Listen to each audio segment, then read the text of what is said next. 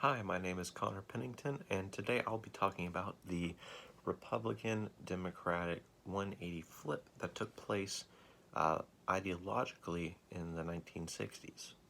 Some historians claim that the flip actually began to take place in the 1940s, specifically with the 1948 election of Harry Truman. In this election, something interesting happened when the Southern Democrats formed their own party called the Dixiecrats, which opposed civil rights legislation, did not want to touch the topic at all, and nominated Strom Thurmond as their presidential candidate, splitting the Democratic Party. Now, because of this, it was believed that Republican nominee Thomas Dewey would be the one winning the presidential election. However, despite all odds, Harry Truman ended up winning, even with a split Democrat Party, and thus began a 20-year spiral of the two parties flipping ideologically. During this time, there were many different regional types of Democrat and Republican. Depending on where you lived, you could be a more conservative Democrat, a more conservative Republican, or a more liberal Democrat or liberal Republican. However, internally, each party became more connected with itself over the debate of civil rights during this time. Famously, during this time, again led by Strom Thurmond, the Democrats led a 57-day filibuster in the Senate against the Civil Rights Act of 1957. Strom Thurmond himself held a 24-hour filibuster, making it the longest in U.S. history over the topic of civil rights. As more civil rights legislation was passed, it became clear that more Northern Democrats were supporting this legislation than Southern Democrats, who still opposed it.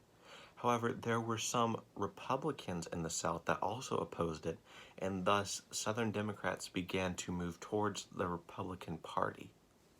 The passage of civil rights legislation is also what led to a black transition from Republican Party, which had historically been the party of Lincoln, to a Democrat Party, which was the party that was voting on civil rights legislation in favor of black communities. The final piece in the puzzle that really locked up the parties as the Republicans being the more conservative party and the Democrats being the more liberal party was Nixon's Southern strategy in 1968.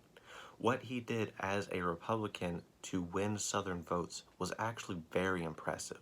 Nixon appealed to many Southerners by touting states' rights and law and order sentiments that many Southerners had, as well as anti-integration. He tried to take a step back from civil rights legislation and tried to focus primarily on the war in Vietnam and foreign policy. His campaign appealed on a more national scale to the working class American and those who just wanted an end to the rampant anti-war and civil rights protests and wanted peace and prosperity back into their lives. Now, while neither Nixon nor his opponent got 50% of the vote due to a third-party candidate, there is no doubt that later, more successful Republican bids that took a similar approach to appealing to Southern voters definitely reflects this shift in the Republican Party.